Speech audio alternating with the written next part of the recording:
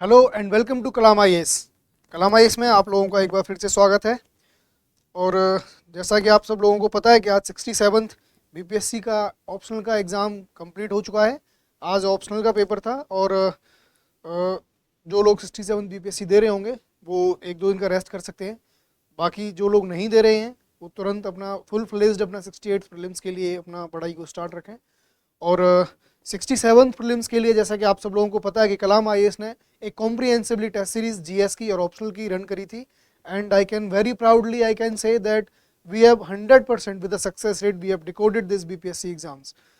And मैं ऐसा इसलिए कह रहा हूँ क्योंकि 67 बीपीएससी में चाहे जीएस 1 का पेपर हो, चाहे वो जीएस 2 का पेपर हो, चाहे वो ऑप्शनल का पेपर हो, not a single question is there which is out from our test series.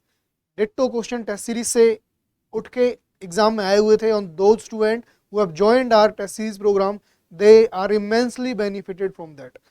सो एक बार उन सभी को मैं कॉन्ग्रेचुलेशन बोलना चाहूँगा। और दूसरी बात की just by because of the inspiration we are getting from the 67th BPSC we have started our unique programme for the BPSC 68th known as the Eklavya sure shot prelims. तो उस एकलव्य प्रीलिम्स जो हमारा जो श्योर शॉर्ट प्रीलिम्स प्रोग्राम है वो basically integrated crash course कम test series programme है। उसमें हम टेस्ट सीरीज भी प्रोवाइड करवाएंगे और बीपीएससी की स्टैटिक प्लस करंट अफेयर की क्लासेस को चलाएंगे। And you guys will be glad to know that उस जो एक प्रोग्राम है एकलव्य उसकी जो फीस है वो सिर्फ 1000 रुपये है, which is very affordable. I mean you all can afford that and the quality you yourself will realize once you will into the program. Okay. और अपनी क्वालिटी तो यार 67th में प्रूफ हो ही चुकी है वैसे एक बार, और हम उम्मीद करेंगे कि 68th में जो प्रीलिम्स होगा उसमें भी हमारा जो जो हिट रेशियो है वो मैक्सिमम हो। और मैं उम्मीद करता हूँ कि हम 68th जो बीपीएससी का प्रीलिम्स है उसको डिकोड कर पाएंगे। तो उसी सिलसिले में आगे एकलव्य प्रोग्राम के सिलसिले में करंट अफेयर की क्लासेस चल रही हैं और ये आज आपकी पहली क्लास है। करंट अफेयर की क्लासेस मैं संभाल रहा हूँ और ये अक्टूबर नवंबर Bihar current affair general national plus Bihar specific current affair का पार्ट 1 है। तो मैं आपको एक चीज़ क्लास स्टार्ट करने से पहले अश्योर करना चाहूँगा कि you can completely depend upon our current affair programme. Okay, I will take around 10 to 12 classes. I can assure you that 80% of the current affair question, I will not I will not boast ki say कि 100% of the question will be from our program, but I can assure you with full certainty that around 80% of the question will be from our these current affair classes. Okay, so you can completely bank upon them and बहुत ही hard work और research के बाद ये current affair का content जो तैयार किया गया है। ओके, सो इसलिए मैं एक बार आपको बोलना चाहूँगा कि please do watch these all the videos जो भी आगे सामने आएंगी और आपको जो भी आपके फीडबैक होगा वी विल कंसिडर दैट। आप वीडियो में कमेंट करके हमको बता सकते हैं। So without further taking your time let's start the video. So these are the current affair of October and November as I earlier mentioned you. और ये जो है पार्ट 1 है बेसिकली। तो चलिए शुरू करते हैं। ओके, तो जैसे कि आप सब लोगों को पता है कि अक्टूबर नवंबर के मंथ में 8th ICC men's T20 world cup 2022 हुआ था। तो ये एग्जाम के पर्सपेक्टिव से बहुत इंपॉर्टेंट हो जाता है। ठीक है, तो अगर इसके बैकग्राउंड में बात करें तो इससे रिलेटेड जितने ही फैक्ट हैं आप इस फाइल में देख पा रहे हो, अपनी स्क्रीन पे देख पा रहे हो। ठीक है, ये जो पीडीएफ है ये मैं ग्रुप में शेयर कर दूंगा। तो अपना जो टेलीग्राम ग्रुप है कलाम पीसीएस के नाम से, you can join that to get the study material and more information and content regarding the BPSC. Okay, तो ये जो पीडीएफ है वो आपको ग्रुप में मिल जाएगी, आप वहाँ से डाउनलोड करके इसको रिवाइज कर सकते हो। तो चलिए शुरू करते हैं। 8th ICC men's T20 world cup 2022। Okay, तो ये जो वर्ल्ड कप है जैसा कि आप सब लोगों को पता है इंग्लैंड इस वर्ल्ड कप को जीता था। तो जो क्रिकेट के फॉलोअर हैं, जो क्रिकेट के फैन हैं, they might be knowing all the details, but those who are not following the cricket, specially the girls who are most of the girls are unaware about the cricket and the sports sector basically।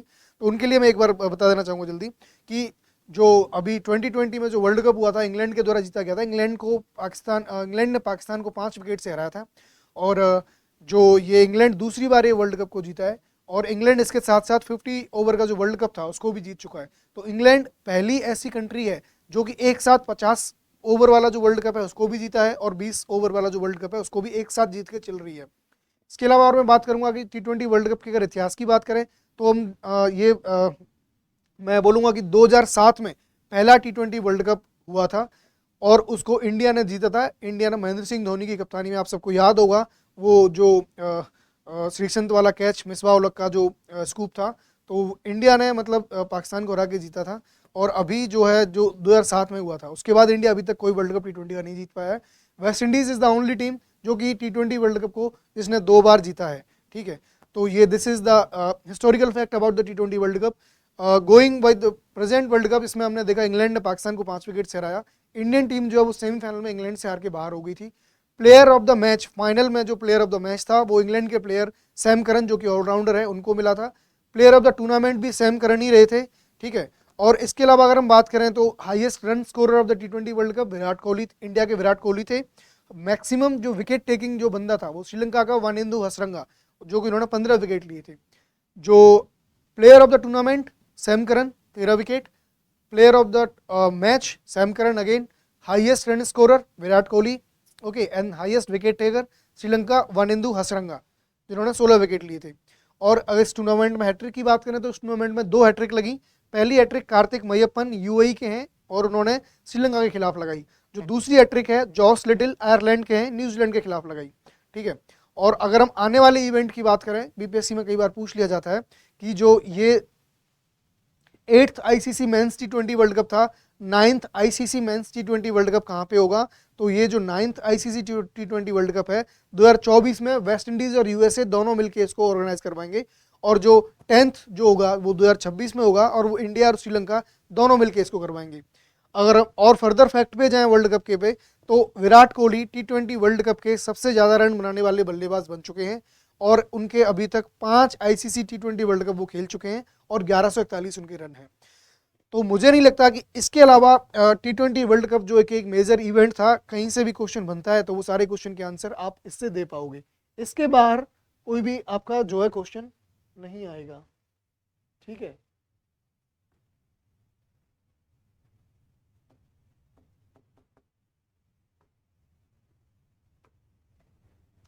So that's all about your ICC Men's T20 World Cup.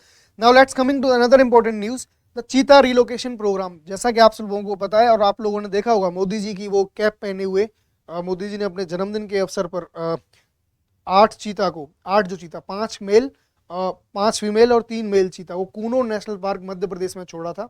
तो that is basically Namibia से वो लाए गए थे। चीता relocation programme है क्योंकि हमारे देश में चीता एक्सटिंक्ट हो चुके हैं 1952 में। गवर्नमेंट ऑफ इंडिया ने, ये सारी डिटेल्स आपको इस फाइल में मिल जाएंगी, ठीक है। ये और ये जो पीडीएफ है आपको ग्रुप पे मिल जाएगी, कलाम पीसीएस करके जो ग्रुप है। तो चीता रिलोकेशन प्रोग्राम के बारे में बात करें तो सबसे पहले चीता का जो साइंटिफिक नेम है, द साइंटिफिक नेम ऑफ चीता is the scientific name is Echinonyx jubatus. Okay, you can see on your screen. And it is the world's fastest land mammal. As you know, the speed is 30 meter per second. Currently, this is found in the 2 regions. Okay, the first is East Iran's arid region. वहाँ hardly 50 adult बचे हुए हैं। East Iran जो है उसका जो arid region है वहाँ पे चीता पाए जाते हैं और मुश्किल से 50 एडल्ट बचे हुए हैं। इसलिए हम ईरान से अच्छे संबंध होने के बाद भी ईरान ने हमको वो चीता जो है नहीं दिए। नामीबिया की बात करें तो ये 8 जो चीता अभी रीइंट्रोड्यूस किए गए हैं कूनो नेशनल पार्क में, ये नामीबिया से लाए गए हैं। और क्योंकि ये जो अफ्रीका है उसमें बेसिकली 3 कंट्री रीजन में जो है चीता पाए जाते हैं, पहला नामीबिया, दूसरा साउथ अफ्रीका और तीसरा बोत्सवाना। इन 3 कंट्रीज में चीता अभी भी मौजूद हैं और काफ़ी अच्छी मात्रा में चीता मौजूद हैं, ठीक है। बेसिकली अगर जेनेटिकल सिमिलरिटी के बारे में बात करें, जो चीता इंडिया पाए जाते थे, they are more similar to the Iran, but just because Iran is having only 50 adult cheetah left, so that's why Iran राजी नहीं हुआ हमको चीता अपने देने पे। Namibia has the largest number in the world. It's also known as the cheetah capital of the world. Okay, अगर चीता के IUCN status की बात करें तो BPSC can ask कि what is the IUCN status of cheetah because cheetah has been in news since last 2 months. तो जो IUCN status है, जो एशियाटिक चीता है बेसिकली जो कि ईरान में है क्योंकि सिर्फ 50 बचे हुए हैं, तो जो उसका IUCN स्टेटस है वो क्रिटिकली एंडेंजर्ड है। और अफ्रीकन चीता उसका जो IUCN स्टेटस है दैट इज वल्नरेबल। ओके, मैं एक बार दोबारा बोलूंगा कि जो आपका ईरान में जो चीता है दैट इज एशियाटिक चीता, तो उसका जो IUCN का स्टेटस है, IUCN स्टेटस होता है बेसिकली ये बताता है कि उस जो पर्टिकुलर एनिमल या बर्ड या कोई स्पीसीज है उसका जो है अभी स्टेटस क्या है, एंडेंजर्ड है, क्रिटिकली एंडेंजर्ड है, वल्नरेबल है, एक्सटिंक्ट इन वाइल्ड है या एक्सटिंक्ट हो गया है, ठीक है। तो ये सारी या डेटा डेफिशिएंट है, इन सारे पैरामीटर्स पे फिर उसके हिसाब से उसका जो प्रोटेक्शन किया जाता है। तो अगर हम आईयूसीएन स्टेटस में Asiatic cheetah critically endangered and African cheetah is vulnerable. So okay, India में अगर बात करें, इंडिया में चीता का क्या स्टेटस था, तो 1947 के टाइम पे जब अंग्रेज भारत छोड़ के जा रहे थे, उस टाइम पे सिर्फ 3 चीता थे इंडिया में। कोरिया करके एक जगह है छत्तीसगढ़ में, कोरिया का एक जंगल है, वहाँ के जो महाराजा थे महाराजा रामानुजम प्रताप सिंह। ओके, महाराजा रामानुजम प्रताप सिंह, आपको तो पता ही है पुराने जमाने के महाराजाओं को शिकार का बहुत शौक होता था, तो उन्होंने क्या किया, शिकार करके अपने राजमहल में चीते की खाल, शेर की खाल, इस सब चीज़ों को टांग के रखते थे अपनी बहादुरी दिखाने के लिए। शिकार खेलने का शौक हुआ करता था, तो उसी उनके शौक की आड़ में चीता चढ़े और जो 3 बचे हुए लास्ट चीता थे उनको मार गिराया गया। और फाइनली 1952 में गवर्नमेंट ऑफ इंडिया ने 1952 में चीता को एक्सटिंक्ट घोषित कर दिया, मतलब कि अब ये हिंदुस्तान से विलुप्त हो चुके हैं। 1952 में गवर्नमेंट ऑफ इंडिया ने डिक्लेयर कर दिया। और अभी 7 डिकेड बाद, आफ्टर 7 डिकेड, 1947 के बाद में, अभी 2022 में, 1952 के बाद में 2022 में दोबारा से 8 चीता को यहाँ पे कूनो नेशनल पार्क में इंपोर्ट किया गया, छोड़ा गया। तो सबसे पहले तो बात यह आती है कि कूनो नेशनल पार्क में ही क्यों छोड़ा गया। तो जो अपनी जो साइंटिफिक टीम है, उन्होंने बेसिकली कूनो नेशनल पार्क को तैयार कर रहे थे लॉयन रिहेबिलिटेशन के लिए, बट वो सक्सेसफुली नहीं हो पाया। और दूसरी बात कि चीता के, क्योंकि चीता is the top predator, okay, तो उसके लिए जो फूड चेन में जो जरूरी जो जीव जंतु और जानवर हैं वो कूनो नेशनल पार्क में अच्छे तरीके से पाए जाते हैं। तो that is by the Kuno national park is the suitable location for the releasing of the चीता।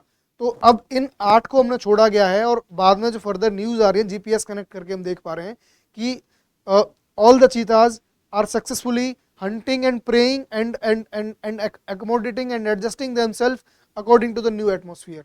So this is a good news कि now अब वो सस्टेन कर सकते हैं और normally naturally they are sustaining themselves, अब वो शिकार कर रहे हैं। ठीक है, तो अब इसके साथ साथ अगर हम बात करें तो प्रोजेक्ट चीता जिसके अंडर में चीता को रिलोकेशन किया गया है, 17 सितंबर imported from the Namibia and released into the Kuno national park. तो 17 सितंबर की डेट याद रख लेना। अंडर इट नेक्स्ट 5 ईयर में प्रोजेक्ट चीता के अंदर में अगले 5 साल में 50 चीता को रिलोकेट किया जाएगा। तो चीता को एक तरीके से रिवाइव करने की बात चल रही है। चीता जो एक टाइम पे इंडिया की शान समझा जाता था, कंप्लीटली हिंदुस्तान की जमीन से गायब हो चुका था, अब उसको रिलोकेट करने के लिए प्रोजेक्ट चीता को चलाया गया है। 8 चीता कूनो नेशनल पार्क में छोड़े गए हैं और अगले 5 साल में 50 चीताओं को छोड़ा जाएगा। ठीक है, जैसा कि आप सबको पता है कि इसका जो इंपॉर्टेंस है इकोलॉजिकल बैलेंस बनाने में, और ये टॉप प्रीडेटर है तो यहाँ पे वो काम आएगा। इसके अंदर में इंडियन जो ऑयल जो पीएसयू है that is financing this project under the CSR activity. Okay, और इसके अंडर में एक चीता टास्क फोर्स भी स्टैब्लिश करी जाएगी। तो अगर क्वेश्चन आ जाए कि क्योंकि अभी हम क्वेश्चन का नेचर चेंज होने की एक्सपेक्टेशन कर सकते हैं बीपीएससी में, जैसा कि अध्यक्ष जी ने कई बार बोल चुके हैं, तो हम थोड़ा सा यूपीएससी से लिंक क्वेश्चन देख सकते हैं, स्टेटमेंट बेस्ड क्वेश्चन देखे जा सकते हैं। तो बेसिकली स्टेटमेंट बेस्ड क्वेश्चन को आप तैयार करके जाइए, तो वहाँ पे साइकोलॉजिकली आपको आंसर निकालना पड़ेगा, बिकॉज नेगेटिव मार्किंग भी है, तो इसका भी ध्यान रखना पड़ेगा। तो सपोज स्टेटमेंट आ जाती है कि इन प्रोजेक्ट चीता के बारे में कौन सी निम्नलिखित में से स्टेटमेंट ठीक है।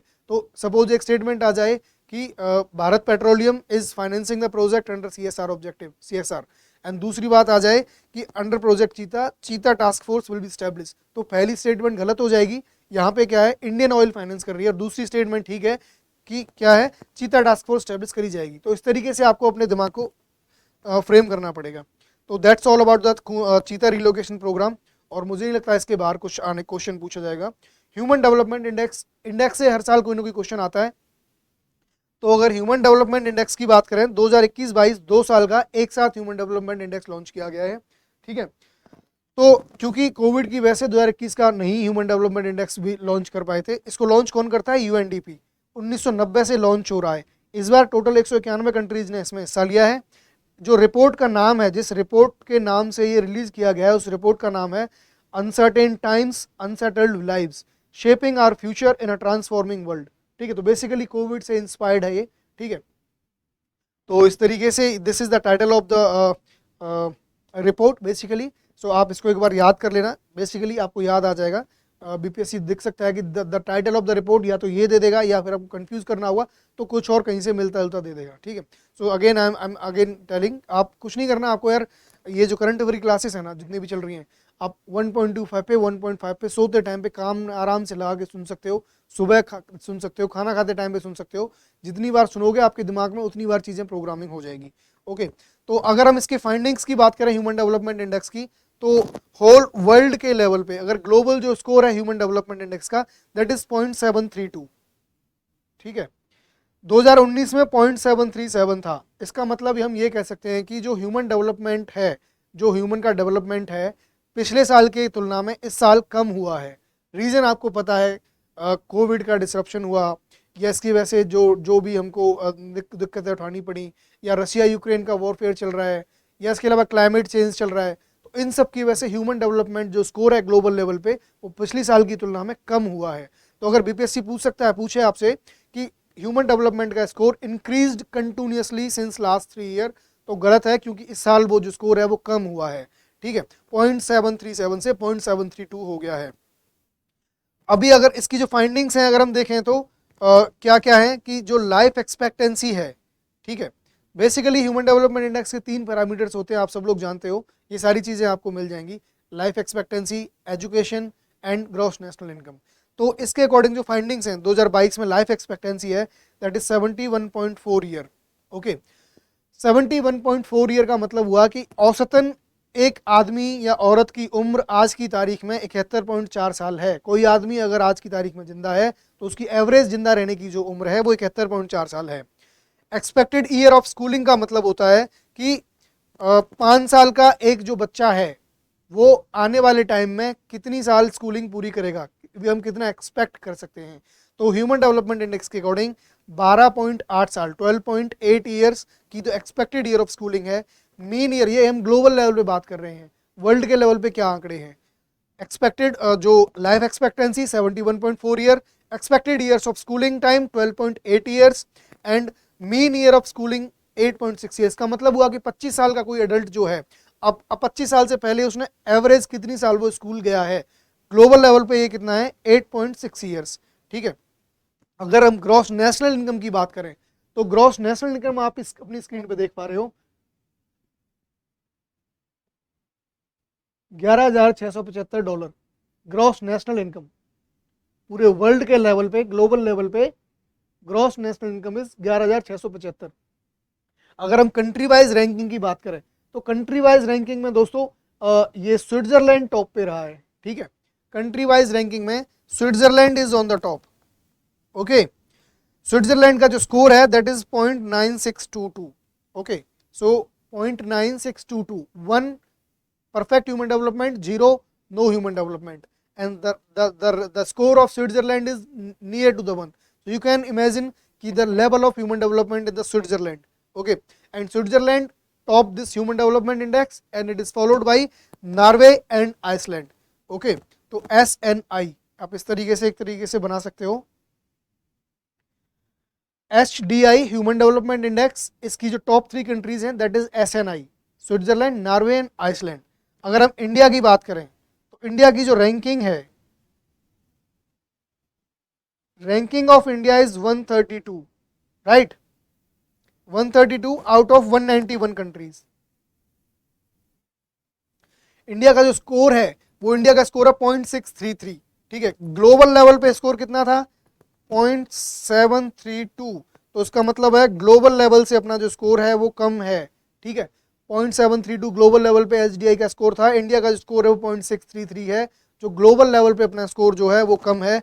लाइफ एक्सपेक्टेंसी अपनी कितनी है 67.2 ईयर। इसका मतलब ये हुआ कि हिंदुस्तान में एक औसतन एक उम्र की जो एक आदमी की जो जीने की जो टाइम पीरियड है वो 67.2 ईयर्स का है, 67.2 साल ही जी पाता है कोई आदमी हिंदुस्तान में। Expected years of schooling 11.9 years, mean year of schooling 6.7 years, जो कि आप कंपेयर करोगे ग्लोबल लेवल पे तो काफ़ी कम है। ठीक है, और जो ग्रॉस नेशनल इनकम है दोस्तों, ग्रॉस नेशनल इनकम अपनी है $6,590। कितनी, $6,590। ग्लोबल लेवल पे कितनी थी, ग्लोबल लेवल पे थी आपकी 11,675। ठीक है, आप इमेजिन कर सकते हो कि इंडिया का अराउंड 50% है ग्लोबल लेवल पे, जो 11,675 विश्व के लेवल पे नेशनल इनकम है, बट अगर इंडिया की बात करें तो $6,590 है। ठीक है। रीजन वाइज अगर हम बात करें तो रीजन वाइज पूछ लेता है, यूपीपीसीएस में पिछली बार पूछा था कि किस रीजन का ह्यूमन डेवलपमेंट जो है सबसे ज़्यादा है, ठीक है, इंडेक्स में कौन सा अच्छा है। तो अगर रीजन वाइज बात करें तो टॉप ऑब्वियसली यूरोप करेगा, ठीक है। तो यूरोप और सेंट्रल एशिया जो है, जो रीजन है, ये पहले नंबर पे रहा है। दूसरे नंबर पे आपका एक लैटिन अमेरिका और कैरिबियन का रहा है। और वेस्ट अगर बात करें तो सब सहारन रीजन का स्कोर रहा है 0.4547 के बाद। तो यूरोप पहले पे, दूसरे पे लैटिन अमेरिका, तीसरे पे जो लास्ट में रहा है वो आपका सब सहारन रीजन रहा है। ह्यूमन डेवलपमेंट इंडेक्स जब निकलता है तो अपने साथ में और भी कई सारे इंडेक्स के साथ में वो निकलता है। तो इसमें जो दूसरा जो है inequality adjusted human development index, inequality adjusted human development index आप स्क्रीन पे देख पा रहे हो, IHDI। ये इसमें आइसलैंड टॉप पर है और इसके आइसलैंड में सबसे कम इनइक्वालिटी है, ठीक है। इसके बाद में नॉर्वे और डेनमार्क का नंबर आता है। Multi dimensional poverty index, okay. Multi dimensional poverty index की अगर हम बात करें तो मल्टी डायमेंशनल पॉवर्टी इंडेक्स 2010 से पहले यूएनडीपी निकालता था, अभी OPHI निकालता है, ओके। ऑक्सफोर्ड करके एक ऑर्गेनाइजेशन है, ऑक्सफोर्ड इंस्टीट्यूशन की। 10 इंडिकेटर्स होते हैं इसमें। एज पर इट 2005-06 में 0.283 स्कोर था इंडिया का, और अभी जो 2015-16 में 0.123 स्कोर है, तो स्लाइट इंप्रूवमेंट हुआ है, ठीक है। और इंडिया की जो भी ओवरऑल पॉपुलेशन है 27.9% of the population is multi dimensionally poor in India, 27.9। MPI में इतने परसेंट इंडिया की जो पॉपुलेशन है दैट इज इतने परसेंट पुअर है। तो MPI में हमने ये देखा, ठीक है। ये gender development index, gender development index is nothing but human development index of female divided by the human development index of the male. इसके द्वारा आप जेंडर डेवलपमेंट इंडेक्स निकाल सकते हो। अगर आप जो है इसकी बात करें तो ग्लोबल इनइक्वालिटी इंडेक्स, ओके, ये ग्लोबल इनइक्वालिटी इंडेक्स जो है 2010 से निकलता आ रहा है। ग्लोबल स्कोर 0.465 है। 0 का मतलब होता है परफेक्ट इक्वालिटी, 1 का मतलब होता है कंप्लीट इनइक्वालिटी। 0 का मतलब हो गया कि 0 को आप देखोगे तो 0, ठीक है, 0 मतलब कि 1 को देखोगे तो 1 कंप्लीट इनइक्वालिटी, मतलब किसी एक बंदे के पास में पूरा का पूरा उसका धन जो जमा हो गया है। तो this is global inequality index. 0 और 1 के बीच में वैल्यू आती है। 0 कंप्लीट इक्वालिटी, 1 कंप्लीट इनइक्वालिटी, एक बंदे ने सारा का सारा धन जमा कर रखा है, ठीक है। तो ये जो है, और इंडिया का जो स्कोर है, इंडिया की जो रैंकिंग है 122 है, ठीक है। जो स्कोर है वो 0.490 है। तो ग्लोबल इनइक्वालिटी इंडेक्स इंडिया की रैंकिंग 122, ध्यान से सुनना। नेक्स्ट जो करंट अफेयर में आता है अपना क्वेश्चन, ब्लू फ्लैग इनिशिएटिव। तो आप लोग सब लोगों ने पहले इसके बारे में अच्छे से पढ़ा होगा, हर साल न्यूज़ में रहता है। जो यूपीएससी की प्रिपरेशन कर रहे हो, चाहे बीपीएससी की कर रहे हो, चाहे किसी स्टेट पीसीएस की कर रहे हो, ब्लू फ्लैग इनिशिएटिव का मतलब होता है कि एक ऑर्गेनाइजेशन है बेसिकली, फी नाम करके ये जो है रिकग्नाइज करती है, ब्लू फ्लैग इनिशिएटिव का लॉन्च करती है। और इसका मतलब होता है, फी का मतलब है फाउंडेशन फॉर एनवायरनमेंट एजुकेशन, ठीक है। इंडिया में टोटल अभी 12 बीचेस को ब्लू फ्लैग इनिशिएटिव का दर्जा मिल चुका है।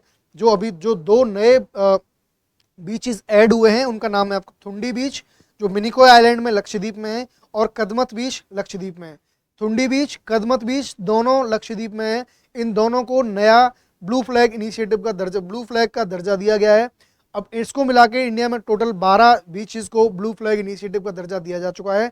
ब्लू फ्लैग इनिशिएटिव का मतलब होता है ये जो बीचेस जिनको ब्लू फ्लैग का दर्जा दिया जा चुका है, इसका मतलब हुआ कि वो बीचेस जो हैं इकोलॉजिकली पोल्यूशन वहाँ पे बिल्कुल नहीं है, और वो सेफ्टी के पर्पस से, टूरिस्ट की से, इकोलॉजिकल पर्पस से, और वहाँ पे क्लीनलीनेस जो है, हाइजीन जो है, सब चीज़ों का ध्यान रखा गया है, और those are fit for the tourist activities.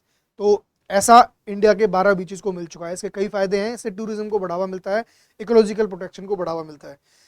अगर नेक्स्ट बात करें तो INS Vikrant first indigenous aircraft carrier है, made by the Kochi shipyard limited. इसको इंडक्ट इंडियन नेवी में किया जा चुका है। It is first indigenous aircraft carrier, लड़ाकू विमान को ले जाने वाला।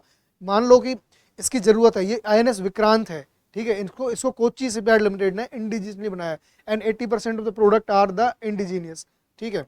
और नेक्स्ट बात करें तो national logistic policy. National logistics policy की अगर हम बात करेंगे तो नेशनल लॉजिस्टिक पॉलिसी 2022 जो कि 21 सितंबर 2022 को अप्रूव करी गई, ठीक है। लॉजिस्टिक्स का मतलब होता है कि इंपोर्ट जब हम कोई चीज़ कर रहे होते हैं, एक्सपोर्ट कर रहे होते हैं, तो उसके ट्रांसपोर्टेशन की कॉस्ट, उसके ट्रांसपोर्टेशन के लिए इंफ्रास्ट्रक्चर, रेलवेज, रोडवेज, पोर्ट्स का डेवलपमेंट, ओके, देन स्टोरेज के लिए वेयर हाउसेस का development. So for the handling of the goods, for handling and the transportation of the goods, basically this logistical things are required. तो national logistic policy 2022 में launch करी गई. Date आपको पता है 21 सितंबर 2022. ठीक है, इसके बाद आते हैं यूनेस्को का एक इनिशिएटिव है global network of learning cities. Global network of learning cities, it's a initiative of UNESCO. India की 3 सिटीज को इंक्लूड किया गया है. टोटल 77 सिटीज की लिस्ट बनाई गई थी UNESCO global network for learning cities में. और इंडिया की जो 3 सिटीज में, पहली है नीलांबुर केरला में, त्रिशूर ये भी केरला में है, और वारंगल ये तेलंगाना में है. ठीक है, तो basically global network for learning cities एक ऐसी इनिशिएटिव है जो कि ऐसी सिटीज की लिस्ट बनाता है जहाँ पे कि लाइफ लॉन्ग लर्निंग को प्रमोट किया जाता है. ओके, जहाँ पे कि कल्चरल हेरिटेज को प्रोटेक्शन के लिए काफ़ी मतलब एक्टिव रहे वहाँ के लोग जो है. तो ऐसी लिस्ट में इंडिया की 3 सिटीज़ आई हैं. पहली नीलांबुर, जिसको कि लैंड ऑफ टीक भी बोलते हैं, दूसरी त्रिशूर, और तीसरी जो वारंगल तेलंगाना में. पहली तो केरला में, तीसरी केरला में. इसके साथ साथ अगर हम देखें तो REC को एक 12th marathon before it PFC, REC को जो है मैराथन का दर्जा दिया गया है. ठीक है, REC को मैराथन का दर्जा दिया गया है. PM Shri school scheme launch 7 सितंबर, ये दूसरी है. इससे पहले PFC को 11वीं मैराथन का दर्जा दिया गया था. ठीक है, तो अभी टोटल हमारे पास में 12 मैराथन कंपनीज हो चुकी हैं. REC इसमें सबसे लेटेस्ट एडिशन है, इससे पहले PFC का एडिशन हुआ था. PM Shri school scheme prime minister ने लॉन्च करी है, 7 सितंबर को लॉन्च करी है. डेट याद रखना आप जो है. ठीक है, 7 सितंबर को स्कीम लॉन्च करी गई है. स्कीम जो है सेंट्रली स्पॉन्सर्ड स्कीम है, 5 साल के लिए लॉन्च करी गई है, 2022-23 से लेके 2026-27 तक. याद रखना ये टाइम पीरियड. इसका जो मेन पर्पस है वो न्यू एजुकेशन पॉलिसी को इम्प्लीमेंट करने के लिए PM श्री स्कूल के अंडर में स्कूल्स को डेवलप किया जाएगा in order to properly implement the new education policies ethos and principles. So under it the school of excellence will be basically established. Okay, next बात करें तो global innovation index. Global innovation index की अगर हम बात करें तो global innovation index में हम देखेंगे कि विपो के द्वारा रिलीज किया जाता है. स्विट्जरलैंड टॉप पे है, हमेशा ही स्विट्जरलैंड ही टॉप पे रहता है. इसके बाद में USA और स्वीडन. इनोवेशन इंडेक्स में स्विट्जरलैंड, इसके बाद में USA, देन स्वीडन. इंडिया की रैंकिंग की बात करें तो 40th रैंकिंग है. इंडिया का अब तक का ये बेस्ट स्कोर है. ठीक है, इसके साथ साथ स्कोर जो रहा है वो 36.6 ईयर का रहा है. ठीक है, 36.6 स्कोर रहा है इंडिया का. 2021 में, सॉरी ये प्रिंटिंग एरर है, 2021 में 46 रैंकिंग थी. ये इंडिया की अभी जो रैंकिंग है वो 40th रैंकिंग है. तो ग्लोबल इनोवेशन इंडेक्स में 40वीं रैंकिंग इंडिया की इस बार आई है. टॉप किया है स्विट्जरलैंड ने, followed by the USA and Sweden. इससे पहले 46वीं रैंकिंग थी. ये अब तक की इंडिया की बेस्ट परफॉर्मेंस रही है. इसके साथ साथ हम देखते हैं global health index, sorry GHI 2022. ये 2006 से लॉन्च हो रहा है. ठीक है, पहले IFPRI इसको लॉन्च करता था. इस बार का 17th एडिशन है. 16 साल हो जाने के बाद में 1 साल और जवान हो गया ये ग्लोबल जो हंगर इंडेक्स है. ठीक है, इसको आप याद रखना. ठीक है, और ये जो अब जो रिलीज़ किया जाता है वर्ल्ड हंगर हेल्थ के द्वारा, पहले IFPRI के द्वारा किया जाता था. तो 0 is the best score, 100 is the worst score. Global score है वो है आपका 18.2. ठीक है, मॉडरेट पोजीशन में है हंगर जो ग्लोबल लेवल पे. ठीक है, और अगर इसके कॉजेज देखें तो अगेन क्लाइमेट चेंज, कोविड-19, रसिया यूक्रेन वॉरफेयर. रीजनल बात करें तो साउथ एशिया का जो ग्लोबल हंगर इंडेक्स है वो वर्स्ट है, that is 27.4, followed by the Africa south of Sahara. ठीक है, तो आप यहाँ पे देख सकते हो कि हंगर में जो साउथ एशिया रीजन है उसकी वर्स्ट रैंकिंग है. ठीक है, दूसरा इंडिया की रैंकिंग है. इंडिया की रैंकिंग में अगर हम देखें तो इंडिया की रैंकिंग में आपको पता चलेगा कि जो इसकी इंडिया की 107वीं रैंकिंग है. ठीक है, वर्स्ट है यमन. यमन में हंगर सबसे ज़्यादा है. जो रिपोर्ट का टाइटल है that is food system transformation and local governance. Top performer है Belarus, Bosnia and Herzegovina, Chile, China and Croatia. तो China is in the top 5 in case of the in ensuring the और to counter the hunger. Okay, India की जो ranking है वो 107 है. ठीक है, जो वर्स्ट है वो यमन है और जो टॉप है वो बेलारूस है. So that's all about the global hunger index. ठीक है, PM one nation one fertiliser scheme. तो ये one nation one fertiliser scheme जैसा कि आप सबको पता है प्रधानमंत्री जी ने लॉन्च किया है. इसमें क्या है कि पूरे कंट्री में कहीं पे भी अब तक क्या होता था, different fertiliser company different branding के तहत अपने फर्टिलाइजर्स को प्रोडक्ट की लॉन्चिंग करती थी. अब क्या कर दिया है कि कोई भी फर्टिलाइजर कंपनी होगी एक ही नाम से प्रोडक्ट बेचा जाएगा, दैट इज भारत। पूरा जो चाहे वो यूरिया हो, डीएपी हो, ठीक है, चाहे वो एनपीके हो, तीनों की जो फर्टिलाइजर जो है, जो उर्वरक होगा, तो उसकी जो पैकेट होगा उस पैकेट पे एक ही ब्रांडिंग होगी, दैट इज भारत। 70% एरिया पे भारत ब्रांडिंग होगी, नीचे वो अपना प्रचार कर सकते हैं लेकिन एक ही नाम से बेचा जाएगा, ठीक है। तो ये एक one nation one fertiliser, country में कहीं पे भी कोई भी फर्टिलाइजर होगा वो एक ही ब्रांड होगी, दैट इज भारत, ठीक है। तीसरी बात करें तो 53rd टाइगर रिजर्व यूपी में रानीपुर टाइगर रिजर्व जो चित्रकूट में है उसको 53वां टाइगर रिजर्व डिक्लेयर कर दिया गया है। 1977 में इसको वाइल्ड लाइफ सेंचुरी डिक्लेयर किया गया था। ट्रॉपिकल ड्राई डेसिडियस फॉरेस्ट इसके अंदर पाए जाते हैं। नेक्स्ट बात करें तो टूरिज्म रिपोर्ट की बात करते हैं, जो मिनिस्ट्री ऑफ टूरिज्म ने टूरिज्म रिपोर्ट अभी लॉन्च करी थी, ठीक है। टूरिज्म रिपोर्ट की बात करें तो इंडिया का जो शेयर है in global tourist population that is 1.57, okay. India share in the global tourist population is 1.57। पहला जो प्लेस है दैट इज ऑफ यूएई, मतलब कि इंडिया के जो बंदे हैं, जो सबसे ज़्यादा जो टूरिस्ट हैं वो यूएई के हैं, और इंडिया के बंदे जो सबसे ज़्यादा बाहर जाते हैं वो यूएसए, टूरिस्ट में जो कतर, इंडिया के जो बंदे सबसे ज़्यादा बाहर जाते हैं वो पहले नंबर पे यूएई में जाते हैं, दूसरे नंबर पे कतर, यूएसए, कतर और ओमान और यूके, सॉरी चीज़ें आप कंफ्यूज हो गए। जो इंडिया के बंदे सबसे ज़्यादा बाहर जाते हैं टूरिस्ट टूरिज्म के लिए, सबसे पहले सब जाते हैं यूएई में, दूसरे नंबर पे USA, Qatar, Oman and UK. Countries जो इंडिया में जो आती हैं सबसे ज़्यादा, जो टूरिस्ट, जिन जिन कंट्रीज़ के टूरिस्ट इंडिया में सबसे ज़्यादा आते हैं, एक सेकेंड मैं आपको एक सेकेंड के लिए रोकना चाहूँगा, एक सेकेंड के लिए बस।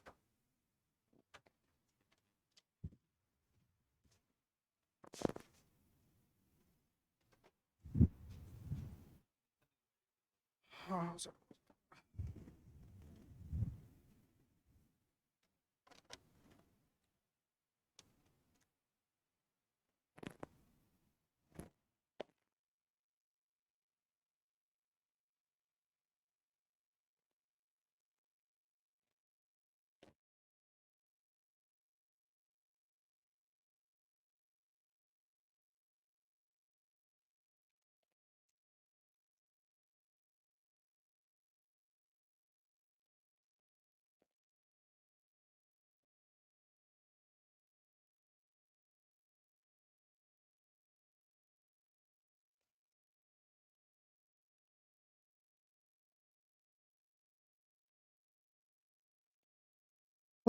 चलिए शुरू करते हैं। टूरिज्म रिपोर्ट की चर्चा हम कर रहे थे, ठीक है। तो यहाँ पे क्या है कि जो कंट्रीज कम इन इंडिया, जिस कंट्री के सबसे ज़्यादा टूरिस्ट इंडिया में आते हैं उनमें यूएसए पहले नंबर पे है, बांग्लादेश दूसरे नंबर पे है, यूके एंड कनाडा, ठीक है। In the global level maximum tourist जो फ्रांस के हैं, ग्लोबल लेवल पे जो टूरिस्ट टोटल टूरिस्ट हैं उनमें सबसे ज़्यादा टूरिस्ट जो फ्रांस के हैं, उसके बाद में इटली के हैं, एंड देन उसके बाद में मैक्सिको के हैं, ठीक है। अब अगर हम स्टेट की बात करें कि किस मतलब टोटल लेवल पे, मतलब बाहर से सबसे ज़्यादा किस स्टेट में टूरिस्ट आते हैं, तो वो पंजाब में आते हैं। बेसिकली पंजाब में एनआरआईज कनाडा, इसकी वजह से पंजाब पहले नंबर पे है। और अगर हम टूरिस्ट के पर्पज से देखें तो basically this is followed with Maharashtra, Delhi and Karnataka, ठीक है। अगर हम डोमेस्टिक टूरिस्ट की बात करें तो सबसे ज़्यादा डोमेस्टिक टूरिस्ट तमिलनाडु पहुँचते हैं, तमिलनाडु के बाद में फिर UP and then Andhra Pradesh, okay. तो ये था हमारा अक्टूबर नवंबर का नेशनल लेवल के इश्यूज जितने भी थे, अक्टूबर नवंबर में नेशनल लेवल पे जो इश्यू थे, so far we have covered this, ठीक है। Now we are coming to the Bihar specific current affair in the October month, okay.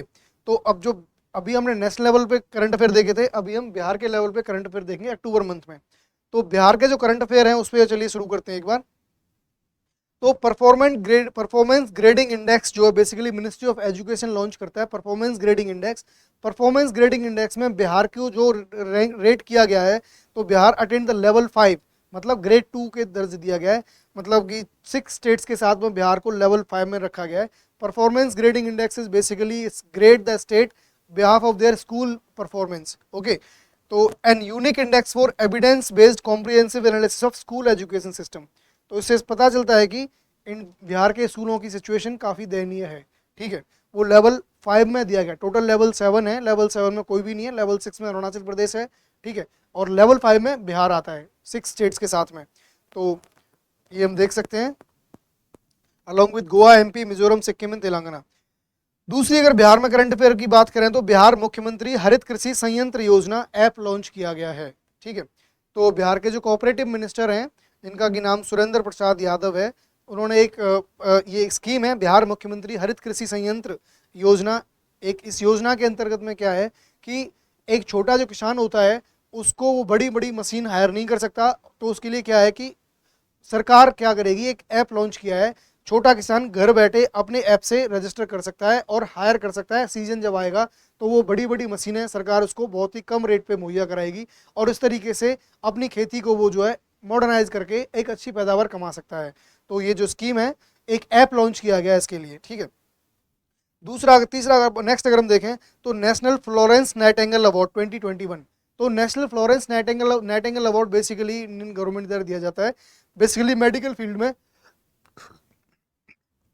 Nurse के लिए, नर्सिस या फिर हेल्थ रिलेटेड जो वर्कर है उनको दिया जाता है। तो बिहार की 2 नर्सिस को मिला है, सबरून खातून एंड नाजिया परवीन, दोनों बिहार से हैं, ठीक है। 1973 से ministry of health and family welfare के द्वारा ये अवार्ड जो है दिया जा रहा है। तो नाम याद रखना, सबरून खातून एंड नाजिया परवीन बिहार से हैं। नेशनल फ्लोरेंस नाइटिंगेल अवार्ड 2021 इनको दिया गया है, ठीक है। संगीत नाटक अकादमी, आप स्क्रीन पे देख पा रहे हो, संगीत नाटक अकादमी अमृत अवार्ड, ओके, अकम करके जाना जाता है, 86 आर्टिस्ट को दिया गया है। इसकी खासियत ये है कि ये 75 ईयर से अबव एज वाले जिनको कि आज तक कोई भी अवार्ड नहीं मिला उनके करियर में, उनको ये अवार्ड दिया जाता है। तो बिहार से जो बंदे हैं, 4 बंदे हैं। पहले हैं गणेश प्रसाद सिन्हा, इनको ओवरऑल कैटेगरी में दिया गया है। दूसरे हैं रघुवीर मलिक, इनको ध्रुपद के लिए दिया गया है म्यूजिक में। तीसरे हैं भारत सिंह भारती, आप अपनी स्क्रीन पे देख पा रहे हो, तीसरे हैं भारत सिंह भारती, इनको फोक म्यूजिक के लिए दिया गया है। चौथे हैं सुमन कुमार, इनको थिएटर के लिए दिया गया है। तो जो संगीत नाटक अकादमी अमृत अवार्ड जो कि 75 साल से ऊपर के आदमियों को दिया जाता है और उनको कि जिनको कि अभी तक कोई भी अवार्ड नहीं मिला है उनको दिया जाता है। बिहार से 4 बंदे हैं, गणेश प्रसाद सिन्हा, रघुवीर मलिक, भारत सिंह भारती, सुमन कुमार। नेक्स्ट अगर अवार्ड की हम बात करें तो उस्ताद बिस्मिल्लाह खान युवा पुरस्कार अवार्ड। उस्ताद बिस्मिल्लाह खान युवा पुरस्कार अवार्ड है, तो 40 साल से कम बंदों को दिया जाता है, ठीक है। As from Bihar. 2019 में दिया गया सुदीपा घोष को भारतनाट्यम के लिए, जितेंद्र कुमार को फोक म्यूजिक एंड डांस के लिए। 2021 की अगर बात करें तो रूबी खातून को थिएटर के लिए दिया गया है और मैथिली ठाकुर को फोक म्यूजिक एंड डांस के लिए दिया गया है। तो 2019 के लिए और 2021 के लिए उस्ताद बिस्मिल्लाह खान युवा पुरस्कार अवार्ड दिया गया है, ठीक है। एक जो नेक्स्ट अवार्ड है संगीत नाटक अकादमी अवार्ड इज फ्रॉम बिहार। संगीत नाटक अकादमी अवार्ड 2019, 20 और 21 के लिए दिया गया है। तो बिहार से जो बंदे हैं जिनको संगीत नाटक अकादमी अवार्ड मिला है, 2019 में ऋषिकेश सुलभ थिएटर के लिए मिला है, ठीक है। 2020 में रंजना कुमारी झा को फोक म्यूजिक के लिए मिला है, मिथिलेश राय को थिएटर के लिए मिला है, ठीक है। और 2021 की बात करें तो कुमुद दीवान को ठुमरी के लिए मिला है और नीलेश्वर मिश्रा को थिएटर एक्टिंग के लिए मिला है। तो बस कुछ नहीं, आपको पीडीएफ एक बार मिल जाएगी, आप वहाँ से फर्दर रिवाइज कर सकते हो, इसमें ज़्यादा कुछ समझने वाला तो है नहीं। हाई स्पीड रेल कॉरिडोर की बात करें तो अगेन वेरी इंपॉर्टेंट, दिल्ली से हावड़ा के लिए 2 फेजेस में हाई स्पीड रेल कॉरिडोर बनाया जा रहा है। पहला दिल्ली टू वाराणसी वाया लखनऊ और दूसरा वाराणसी टू हावड़ा वाया पटना, ठीक है। तो फर्स्ट फेज 813 किलोमीटर का है दिल्ली टू वाराणसी, दूसरा फेज 781 किलोमीटर हावड़ा के लिए है वाया पटना वाराणसी से लेके, ठीक है। बिहार के जो 3 स्टेशन बिहार के बनेंगे, जो हाई स्पीड रेल कॉरिडोर बन रहा है उस रेल कॉरिडोर में बिहार के 3 स्टेशन बनेंगे। पहला जो होगा वो होगा 3 स्टेशन पे रुकेगी, बक्सर, पटना और गया, ठीक है। बक्सर, पटना, गया में ये इनके स्टेशन होंगे। बिहार का फर्स्ट एक्सप्रेस वे आपने 67 के लिए भी पढ़ा होगा, इस बार भी इंपॉर्टेंट है, एक 189 किलोमीटर का है, अमास टू दरभंगा एक्सप्रेस वे, ठीक है। अमास औरंगाबाद में है, तो बेसिकली औरंगाबाद से स्टार्ट होगा और ये दरभंगा तक जाएगा, 7 स्टेट से पास आउट होगा। तो आपका Aurangabad, Darbhanga 2 extreme state district हो गए और इसके बीच के जो डिस्ट्रिक्ट हैं अरवल, जहानाबाद, पटना, वैशालियन, समस्तीपुर, ठीक है। ये यहाँ पे मिसप्रिंट है। तो इसके बाद नेक्स्ट आते हैं बेस्ट प्लस ऐप। तो Bihar easy school tracking system, ठीक है। तो बेस्ट प्लस ऐप क्या है? Bihar easy school tracking system. It will monitor the 80,000 government school from 1st to 12th class. Launched, it was launched 5 years ago। और इसका जो purpose है वो basically status of opening of the school, teachers की attendance कितनी है, students की attendance कितनी है, मिड डे मील स्कूल में खाना मिल रहा है नहीं मिल रहा है, ये खाना मिल रहा है तो किस क्वालिटी का मिल रहा है, स्टूडेंट का रेशियो टीचर का रेशियो कितना है। तो बेसिकली स्टूडेंट स्कूल को मॉनिटर करने के लिए बेस्ट जो प्लस ऐप है वो लॉन्च किया गया है। ये 1st to 12th क्लास तक के लिए है, ठीक है। अगर नेक्स्ट बात करें तो Bihar set to rejoin the league of coal producing state. Okay, तो Bihar set to rejoin the league of coal producing state. एक टाइम पे जब झारखंड बिहार का हिस्सा था तो बिहार हिंदुस्तान का सबसे ज़्यादा कोल प्रोड्यूस करने वाला राज्य हुआ करता था, लेकिन 2000 में झारखंड के अलग होने के बाद में कोल जो प्रोड्यूसिंग जो एरियाज हैं वो झारखंड में चले गए थे। लेकिन अभी फिलहाल क्या हुआ है कि जो एक्सप्लोरेशन टीम है उसने फाइंड किया है कि मंदार पर्वत जो कि भागलपुर में है, कहलगांव रीजन में, वहाँ पे कोल के 340 मिलियन टन के रिजर्व पाए गए हैं। तो बिहार में कोल की मात्रा कहलगांव रीजन में, भागलपुर में, मंदार पर्वत ब्लॉक में पाई गई है। ठीक है, अगियाओं की बात करें तो बिहार का पहला ऐसा ब्लॉक है जो कि completely broadband service Bharat net project के अंदर में, इसमें 15 गांव हैं अगियाओं ब्लॉक में। अगियाओं ब्लॉक जो है वो भोजपुर डिस्ट्रिक्ट में आता है। भोजपुर डिस्ट्रिक्ट के अगियाओं ब्लॉक में कंप्लीटली सारे गाँव में ब्रॉडबैंड कनेक्शन भारत नेट के अंदर में पहुंचाया जा चुका है। तो Agiaon is the first block of Bihar to be covered completely under the broadband service under the Bharat net project and it is under the Bhojpur district. Okay, now चलते हैं दूसरे नेक्स्ट करंट अफेयर पे। तो that is the Ganga Jalapurti योजना। जैसा कि आप सब लोगों ने अभी पिक्चर्स देखी होंगी कि मुख्यमंत्री नीतीश कुमार ने गंगा का जो जल है वो गंगा पटना से लेके और गया और राजगीर और जो क्षेत्र हैं वहाँ पे पहुँचाया गया, बेसिकली एक लिफ्ट के द्वारा, that is through the canal. ठीक है, हाथीदह करके पटना में एक जगह है, वहाँ से गंगा का जो जल है वो राजगीर और गया में पहुँचेगा और बोधगया में पहुँचेगा। आने वाले टाइम में नवादा को भी इसमें शामिल किया जाएगा। ठीक है, तो सीएम ने इनॉग्रेट किया था 27 नवंबर 2022 को गंगा जल आपूर्ति योजना जी जे एट राजगीर में। ठीक है, तो ड्रिंकिंग वाटर सप्लाई दूसरा फेज नवादा तक भी पहुंचेगा। ठीक है, तो बेसिकली हर घर गंगा जल के तहत ये स्कीम में लॉन्च किया जा रहा है। 135 लीटर ऑफ वाटर पर person, around 2 bucket of water Ganga जल हर लोगों के घर के पास में, ये जो कवर्ड जो डिस्ट्रिक्ट है इनमें पहुंचेगा। तो गंगा जल अब सबके घर बैठे पहुंच जाएगा भाई यहाँ पे। तो अब नेक्स्ट अगर करंट अफेयर की बात करें तो कैमूर जो वाइल्ड लाइफ सेंचुरी है will get the tiger reserve approval. Okay, ये second after the Valmiki tiger reserve. तो बिहार में अभी तक सिर्फ एक ही टाइगर रिजर्व है, that is VTR Valmiki tiger reserve. ठीक है, चंपारण में। और अब जो दूसरा टाइगर रिजर्व बनने वाला है that will be the Kaimur. Okay, अगर नेक्स्ट की बात करें तो 251 फीट टॉल स्टैच्यू ऑफ माता सीता, आप 67 के टाइम पे भी करंट अफेयर पढ़ चुके हो। 251 फीट जिसकी हाइट है, माता सीता का जो टेम्पल बनेगा सीतामढ़ी में बनेगा। ठीक है, राधोपुर बाखरी जो जगह है, मंदिर है वहाँ पे, and that is developed Ramayan research centre. Next की अगर हम बात करें तो खादी मॉल जो है अभी पटना में है सिर्फ, मुजफ्फरनगर और पूर्णिया में भी 2 खादी मॉल बनने जा रहे हैं, अभी तक सिर्फ पटना में है। नशा मुक्ति दिवस या डी एडिक्शन डे हम कह सकते हैं 26 नवंबर को मनाया गया, पूरे बिहार राज्य में डी एडिक्शन डे मनाया गया। थीम थी इसकी शराब वर्जित बिहार हर्षित। ठीक है, मिशन 60 की अगर हम बात करें तो मिशन 60 बिहार के गवर्नमेंट के द्वारा चलाया गया और इसका पर्पस था मिशन 60 का basically purpose was renovating the district hospital. Okay,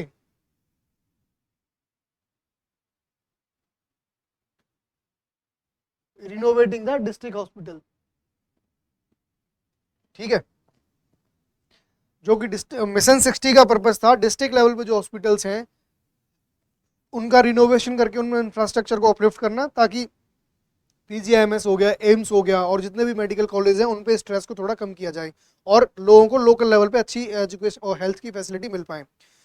Patna half marathon 2022 किया गया, ये जो बेसिकली पार्ट ऑफ द नशा मुक्त समाज अभियान Bihar state prohibition and excise department के द्वारा किया गया था। जो चीफ गेस्ट थी अंजू बॉबी जॉर्ज थी। ठीक है, विनर जो था वो मेल कैटेगरी में बात करें तो कोच डेविड किमुताई केन्या का था, जो अराउंड 20 किलोमीटर की जो हाफ मैराथन होती है उसको इन्होंने जीता। और फीमेल की बात करें तो महाराष्ट्र की प्राजक्ता गोडबोले। ठीक है, पटना हाफ मैराथन बेसिकली नशा मुक्ति के लिए एक अवेयरनेस कैंपेन चलाने के लिए किया गया था। अंजू बॉबी जॉर्ज की चीफ गेस्ट थी। मेल केन्या के कोच डेविड किमुताई और जो प्राजक्ता गोडबोले महाराष्ट्र की। Gorakhpur Siliguri expressway basically it will be a game changer for the economy of the Bihar. Gorakhpur to Siliguri expressway बन रहा है। ठीक है, और इसमें ऐसा कुछ नहीं है कि पहले से जो रोड बना हुआ है उसको कनेक्ट कर देंगे, कंप्लीटली एक नया गोरखपुर से लेके सिलीगुड़ी तक एक्सप्रेसवे बनेगा। और ये जो है भारतमाला फेज 2 के अंडर में बन रहा है। 8 डिस्ट्रिक्ट ऑफ बिहार इसमें शामिल होंगे। कौन कौन से? जो नॉर्दर्न रीजन में वेस्ट चंपारण, ईस्ट चंपारण, सीतामढ़ी, शिवहर। ठीक है, और जो आपके जो सीतामढ़ी, मधुबनी और सुपौल, अररिया और किशनगंज, पूरी जो रेंज है वहाँ से निकलेगा गोरखपुर होते हुए और वो फिर सिलीगुड़ी तक जाएगा। ठीक है, बिहार में लेंथ इसकी सबसे ज़्यादा है 416 किलोमीटर, और अगर बिहार में भी बात करें तो मधुबनी में इसकी जो रेंज है वो सबसे ज़्यादा है 94 किलोमीटर। ठीक है, यूपी में सिर्फ 84 किलोमीटर का है और वेस्ट बंगाल में सिर्फ 18 किलोमीटर का है। तो गोरखपुर सिलीगुड़ी एक्सप्रेस वे गोरखपुर से सिलीगुड़ी तक जाएगा, बिहार के 8 डिस्ट्रिक्ट को टच करते हुए निकलेगा, सबसे ज़्यादा मधुबनी में है। ठीक है, और अगर स्टेट में बात करें तो बिहार में सबसे ज़्यादा है, देन यूपी में, देन वेस्ट बंगाल में। नेक्स्ट की बात करें तो ई लॉट्स, तो ई लॉट्स का मतलब होता है e library of teachers and student. ठीक है, इसमें क्या होगा, to promote the online learning of the student belonging to the class 1 to 12। Online learning को बढ़ावा देने के लिए बिहार गवर्नमेंट ने क्या किया है, 1 to 12 की जितनी भी बिहार बोर्ड की बुक्स हैं उनसे रिलेटेड उनके जो वीडियोस हैं और जो भी असाइनमेंट हैं सारे ऑनलाइन कर दिए गए हैं। Student around 15 lakh student join कर चुके हैं, घर बैठे स्टूडेंट सारे कंटेंट को एक्सेस कर सकते हैं।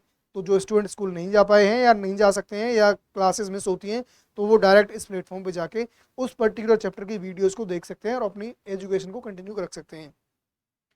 दूसरी अगर बात करें तो एक इन्फॉर्मेशन है कि urban poor in the Bihar target 1 lakh as liquor law rare program. क्या था कि लिकर को जब से बिहार गवर्नमेंट ने बैन किया है, प्रोहिबिशन किया है, तो जो लोग लिकर बनाने की में ताड़ी बनाने के प्रोफेशन से जुड़े हुए थे वो बेरोजगार हो गए। तो बिहार गवर्नमेंट ने क्या किया था कि जो रूरल लेवल में जो एससीज और एसटीज जो थे उनको तो सब्सिडी दी, उनको तो मतलब फाइनेंशियल असिस्टेंस दिया गया, बट जो अर्बन लेवल पे थे उनको नहीं दिया गया। तो अभी फिलहाल जो बिहार गवर्नमेंट है वो इस स्कीम के साथ आई है कि अर्बन जो पुअर हैं उनको भी अराउंड 1 लाख तक का असिस्टेंस दिया जाएगा रिहेबिलिटेशन करने के लिए, to transform from the liquor making sector to the different sector. National award by ministry of textiles 2019, ये 2019 के अवार्ड अभी अनाउंस किए गए हैं और उसमें जो बिहार की जो लेडी हैं विवाह लाल, 2019 के लिए मधुबनी पेंटिंग के लिए इनको मिनिस्ट्री ऑफ टेक्सटाइल ने नेशनल अवार्ड दिया गया है। महानमा देवी 2017 के लिए गोडाना पेंटिंग के लिए इनको दिया गया है। ठीक है, मैथिली ठाकुर, अगर नेक्स्ट करंट अफेयर की बात करें तो जो मैथिली ठाकुर हैं जो कि फोक सिंगर हैं, काफ़ी कम एज की, बहुत पॉपुलर हो चुके हैं नेशनल लेवल पे, उनको बिहार खादी का ब्रांड एम्बेसडर बनाया गया है। ठीक है, नेक्स्ट करंट अफेयर की बात करें, पर्सन इन न्यूज़ नवंबर के मंथ में कौन कौन रहे, तो Ravindra Kumar Sinha, dolphin man of India, Bhagalpur में जो डॉल्फिन सेंचुरी है, डॉल्फिन के कंजर्वेशन के लिए उन्होंने बहुत योगदान दिया है, तो basically he is known as the dolphin man of India. तो if suppose question will be asked कि who is known as the dolphin man of India, तो रविंद्र कुमार सिन्हा बिहार के हैं जिनको कि डॉल्फिन मैन ऑफ इंडिया कहा जाता है। अरण्या देवी मंदिर न्यूज़ में रहा, आरा भोजपुर में है, यहाँ पे एक और दोबारा से मंदिर बनाया जाएगा, तो आप इस तरीके से याद कर सकते हो, अरण्या, आरा, आरा भोजपुर। ओके, बेस्ट की बात करें तो Bihar institute of silk and textile basically Bhagalpur में है और ये 1922 में स्टैब्लिश हुआ था और 1978 में रिकंस्टिट्यूट किया गया। रिसेंटली अभी किसी रीजन से न्यूज़ में था, तो अगर Bihar institute of silk and textile Bhagalpur में स्थित है, और ये आप याद रखना। तो ये आपका करंट अफेयर था अभी तक का। ठीक है, और अब अगर अभी हम बात करें तो अभी जो हमने पढ़ा है उसके बेस पे एमसीक्यूज हैं, तो अगर इन क्वेश्चंस की बात करें तो ये क्वेश्चंस आपको देखने पड़ेंगे एक बार, और इन सब की पीडीएफ आपको टेलीग्राम ग्रुप पे मिल जाएगी। कलाम पीसीएस करके टेलीग्राम ग्रुप है अपना, so you can join that and you can avail the facilities of all the exam related information और notes and the content that will be provided free of cost, and these videos and the PDF will also be shared there. Okay, so under the Lakshmi Bai question अभी देखते हैं, under the Lakshmi Bai social security scheme the Bihar government provides a pension to the widows of the state. The amount of the scheme is 300 per month, 400 per month, 500 per month, 1000 per month, none of the above, more than one of the above. What is the answer? So the answer is A. Correct answer is A. तो Lakshmi Bai social security scheme के तहत 300 per month मतलब साल में 3600 रुपये window को दिए जाएंगे, बिहार गवर्नमेंट प्रोवाइड करवाएगी। ठीक है, सो नेक्स्ट क्वेश्चन आता है, according to the centre for monitoring economy CMIE के तहत बिहार में बेरोजगारी की दर कितनी थी? अक्टूबर 2022 में CMI के जो डेटा आए थे उसके अकॉर्डिंग बिहार में बेरोजगारी की दर कितनी थी? आप स्क्रीन पे देख पा रहे हो।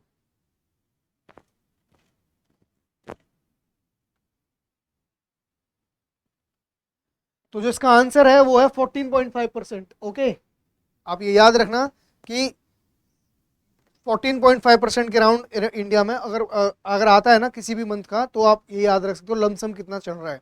ठीक है, तीसरा क्वेश्चन है विच of the following pair tourist circuit Bihar में स्वदेश दर्शन स्कीम के तहत आपको पता है बनाए गए हैं। ठीक है, टूरिस्ट स्वदेश दर्शन स्कीम के तहत डिफरेंट डिफरेंट टूरिस्ट सर्किट बनाए गए हैं। तो विच of the following is not correctly matched. Okay, तो बुद्धिस्ट सर्किट वैशाली बताया है, तीर्थंकर सर्किट ईस्ट चंपारण देखना पड़ेगा, इको सर्किट मुंगेर में है, सूफी सर्किट पटना में है, none of the above, more than one of the above. ठीक है, तो इसमें हम देखें तो जो इसका करेक्ट आंसर है वो बी है, तीर्थंकर सर्किट। तीर्थंकर सर्किट से ईस्ट चंपारण का कोई लेना देना नहीं है। इसका जो सही आंसर है तीर्थंकर सर्किट कहाँ कहाँ पे है, वैशाली, आरा, ठीक है, Masad, Patna, Rajgir, Pawapuri, Champapuri. So this comes under the Tirthankar circuit, Jain धर्म से रिलेटेड। ठीक है, अभी हमने देखा कि परफॉर्मेंस ग्रेडिंग इंडेक्स में बिहार को कौन सी रेटिंग प्रोवाइड करी गई, तो कौन सी आंसर क्या है इसका, इसका है लेवल 5। ठीक है, नेक्स्ट क्वेश्चन हमने देखा कि कौन सी स्कीम है जिसके तहत बिहार में एग्रीकल्चर मशीनरी सरकार लोगों को प्रोवाइड करवाएगी। तो इस ऐप का क्या नाम था, इस स्कीम किस स्कीम के अंदर था। तो अगर ऑप्शंस आपके साथ में दे रखे हैं तो सही आंसर है वो है मुख्यमंत्री हरित कृषि संयंत्र योजना। ठीक है, छठवां क्वेश्चन देखें तो क्या होगा अभी कि how many women MLAs are there in Bihar 2022 में, नवंबर 2022 तक की कहानी अगर हम देखें तो how many women MLAs are there, तो answer is D 28। There are 28 women MLAs in Bihar as of now till November 2022। Okay, context आपको पता है कि भी आरजेडी की Neelam Devi defeated BJP Sonam Devi to win Mokama seat by over 16,000 votes. ठीक है, नेक्स्ट क्वेश्चन की बात करें तो अभी जैसा कि मैंने आपको अभी थोड़ी देर पहले बताया था कि नेशनल फ्लोरेंस नाइटिंगेल अवार्ड किसको दिया गया है, तो आप इसमें से देख सकते हो सबरूम खातून और नाजिया परवीन दोनों हैं, तो इसका आंसर हो जाएगा मोर than one of the above. तो answer is E, सबरून Khatoon and Nazia Parveen from Bihar awarded the national Florence Nightingale award. Okay, तो ये 1973 में ministry of health and family welfare के द्वारा दिया जाता है, जैसा कि मैंने आपको अभी थोड़ी देर पहले बताया था। इसमें देखेंगे बिहार का फर्स्ट एक्सप्रेस वे कौन सा है, तो अगेन आपको पता है कि अमास टू दरभंगा, आंख देख बंद करके देखते ही आप मार सकते हो। ठीक है, 189 किलोमीटर का है। ठीक है, ये सब आप डिटेल देख सकते हो। बेस्ट प्लस मोबाइल ऐप याद करो किस चीज के लिए था, क्वेश्चन आपकी स्क्रीन पे है।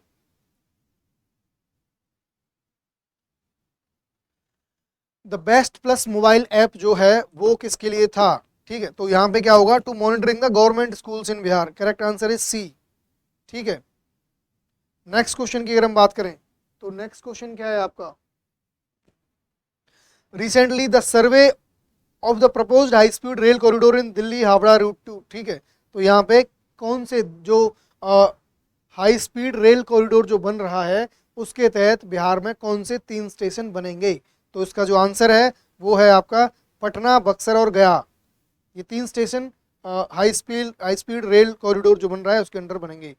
विच district of Bihar has the coal blocks, अभी आपको पढ़ाया था कहलगांव भागलपुर में आनंद जो पर्वत है, जो कहलगांव में जो है पर्वत जो है उस पर कोल ब्लॉक्स पाए गए हैं, तो द आंसर इज भागलपुर। ठीक है, बिहार का जो थर्ड एग्रीकल्चर रोड मैप है वो कब लॉन्च किया गया, तो द आंसर इज नवंबर 9, 2017।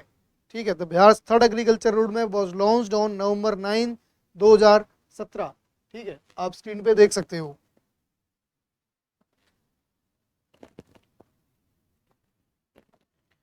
अगर हम नेक्स्ट बात करें तो विच of the following is not correctly matched, तो इसमें आप देख सकते हो currently matched Kanwar lake Begusarai में है, सही है, बरेला लेक वैशाली में है, सरोत्तर लेक वेस्ट चंपारण देखना पड़ेगा, कुशेश्वर स्थानम लेक दरभंगा, ठीक है। तो जो करेक्ट आंसर है वो इसका वो है सरोत्तर लेक, ये वेस्ट चंपारण में नहीं है, ये ईस्ट चंपारण में है। ठीक है, Sarotar lake is not in West Champaran, Sarotar lake in East Champaran. ठीक है, so now coming to the next question, the Ganga Jalapurti Yojana, अभी आपको उसके बारे में पढ़ाया था, किस किस जो टाउन्स ऑफ द बिहार कौन कौन से डिस्ट्रिक्ट हैं उनको कवर कर रहा है, तो इसका आंसर है गया, बोध गया, नवादा एंड राजगीर। नवादा को हालांकि 2023 के बाद जून के बाद में स्टार्ट कवर करेगा, फिलहाल जो है वो गया, बोध गया और राजगीर में ही है। ठीक है, ये सारे ऑप्शन एलिमिनेट हो जाएंगे क्योंकि सासाराम नहीं है यहाँ पे, नालंदा नहीं है यहाँ पे, औरंगाबाद नहीं है। ठीक है, नेक्स्ट अगर हम बात करें तो खादी मॉल अभी कहाँ पे सेटअप किया जाएगा, खादी मॉल कहाँ सेटअप किया जाएगा, तो आपके जो क्वेश्चंस हैं इसमें आपका आंसर आएगा मुजफ्फरनगर भी होगा, पूर्णिया भी होगा, तो answer more than one of the above आ जाएगा। तो खादी जो मॉल है पहले पटना में था अब तक, अब मुजफ्फरनगर और पूर्णिया दोनों जगह पे खोला जाएगा। ठीक है, अगर हम बात करें तो recently the NTCA has given in principle approval to declare which of the following wildlife sanctuaries to Bihar as tiger reserve. अभी मैंने आपको बताया था कि VTR वाल्मीकि टाइगर रिजर्व अभी तक एकमात्र टाइगर रिजर्व है इंडिया में, बट अभी NTCA ने कैमूर वाइल्ड लाइफ सेंचुरी को टाइगर रिजर्व में कन्वर्ट करने की अनुमति प्रदान कर दी है। तो आने वाले टाइम में बिहार में 2 टाइगर रिजर्व हो जाएंगे। ठीक है, तो इसका आंसर है D, Kaimur wild life sanctuary. ठीक है, 17वें क्वेश्चन को देखें तो अभी हमने देखा कि which block has become the first block in Bihar to provide high speed fibre broadband connected to all its gram panchayat under the Bharat net project. तो थोड़ी देर पहले मैंने आपको बताया था कि अगियाओं जो भोजपुर डिस्ट्रिक्ट में ब्लॉक है उसके 15 के 15 गांव में अभी ब्रॉडबैंड की high speed fibre optical network जो केबल बिछाई जा चुकी है और इंटरनेट से कनेक्ट किया जा चुका है। तो इसका करेक्ट आंसर होगा ए। जैसे अगर हम बात करें तो recently Ranjana Kumari Jha of Bihar has won the संगीत नाटक अकादमी। ठीक है, इन विच फील्ड। तो अभी हमने देखा रंजना कुमारी झा जो हैं बिहार की, इनको संगीत नाटक अकादमी अवार्ड मिला था, तो उनको फोक म्यूजिक के लिए मिला था। ठीक है, ध्यान से आपने करंट अफेयर की वीडियो सुनी होगी तो आप इन सारे क्वेश्चन के आंसर दे पा रहे होंगे। अगर हम 19वें क्वेश्चन की बात करें तो recently who from Bihar won the Ustad Bismillah Khan Yuva Puraskar in the field of folk music. तो इसका आंसर होगा मैथिली ठाकुर। मैथिली ठाकुर को उस्ताद बिस्मिल्ला खान युवा पुरस्कार दिया गया। ठीक है, फोक म्यूजिक के फील्ड में। ये इसकी एक्सप्लेनेशन है, मैं ऑलरेडी एक्सप्लेन कर चुका हूँ इसको। How many artist from Bihar were selected for संगीत नाटक अकादमी अवार्ड, आंसर इज ए, 4। 4 को दिया गया था, आप पीछे वीडियो में देख सकते हो। ठीक है, तो 4 आर्टिस्ट कौन कौन से थे, गणेश प्रसाद सिन्हा, ओवरऑल कंट्रीब्यूशन रघुवीर मलिक, म्यूजिक ध्रुपद के लिए भारत सिंह भारती एंड सुमन कुमार। ठीक है, the Gorakhpur Siliguri express way will pass through how many district in Bihar, 8 district बताए थे, वेस्ट चंपारण से लेके और किशनगंज के बीच में जो पूरी नॉर्थ की बेल्ट है वो सारे इंक्लूडिंग द श्योहर। ठीक है, तो उसका आंसर हो जाएगा 8।